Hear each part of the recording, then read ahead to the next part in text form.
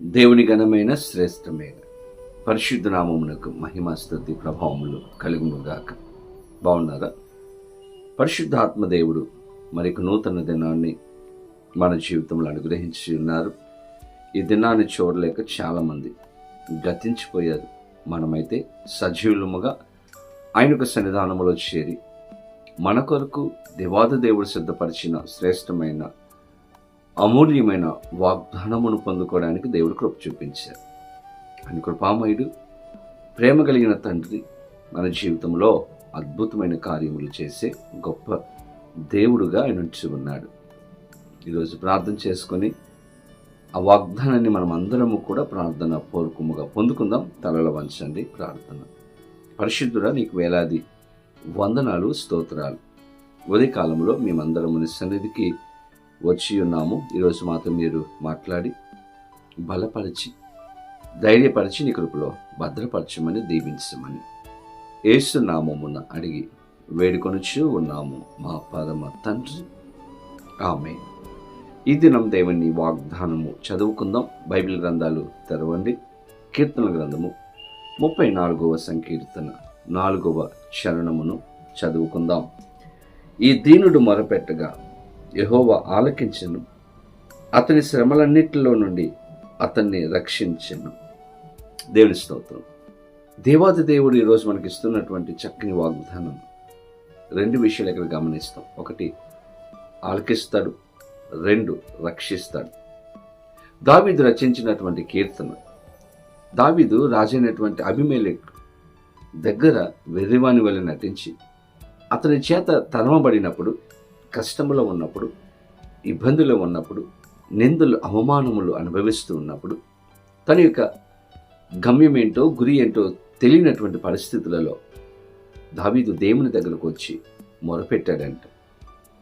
దేవుని దగ్గర తన యొక్క కష్టాన్ని, బాధను చెప్పుకున్నాడంట. ఎప్పుడైతే దేవుని దగ్గరకు వచ్చి తన ప్రతి సమస్యను, శ్రమను దేవునికి తెలియచేశాడో, దేవాది దేవుడు శత్రువు చేతి నుండి రక్షించాడు. అతని ప్రార్థన ఆలకించాడు. మన దేవుడు మన ప్రార్థనలు ఆలకించి మనకు జవాబునిచ్చే దేవుడు ఆయన. ఈ లోకంలో మనుషులకు మన యొక్క బాధ, మన కష్టం వినడానికి ఓపిక ఉండలేకపోవచ్చు. మన దేవుడు ఓపికతో మన కష్టాన్ని వినే దేవుడు.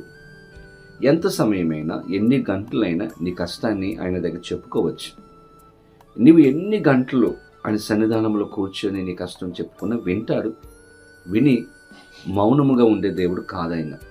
విని నీకు సహాయము చేసే గొప్ప దేవుడు, విడిపించే గొప్ప దేవుడు ఆయన. దావీదు ప్రార్థన చేసినప్పుడు ఆయన ప్రార్థన ఆలకించాడంట, రక్షించాడంట. తన జీవితంలో గొప్ప కార్యములు చేశాడు.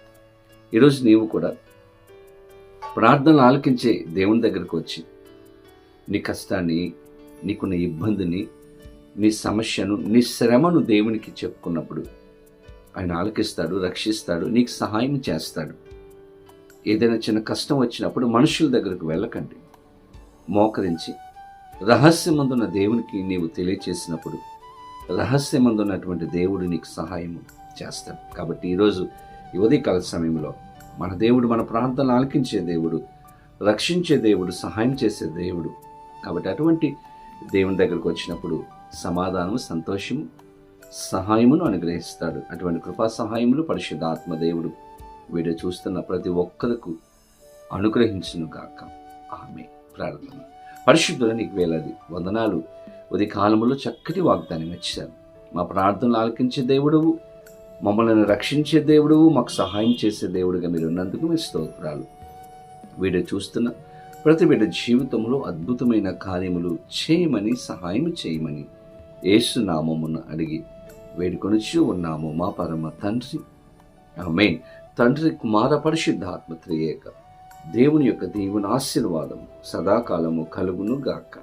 ఆమేన్. దేవుడు మిమ్ములను దీవించును గాక. ఆమేన్.